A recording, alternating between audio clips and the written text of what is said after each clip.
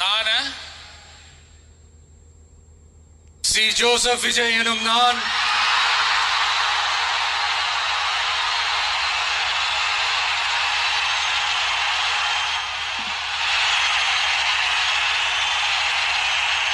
சட்டப்படி அமைக்கப்பெற்ற இந்திய அரசியல் அமைப்பின்பால் உண்மையான நம்பிக்கையும் மாறா பற்றும் கொண்டிருப்பேன் என்றும்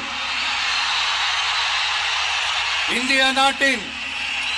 ஒப்பில்லாத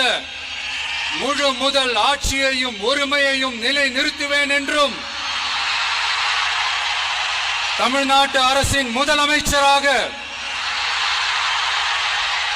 உண்மையாகவும் உளச்சான்றின்படியும்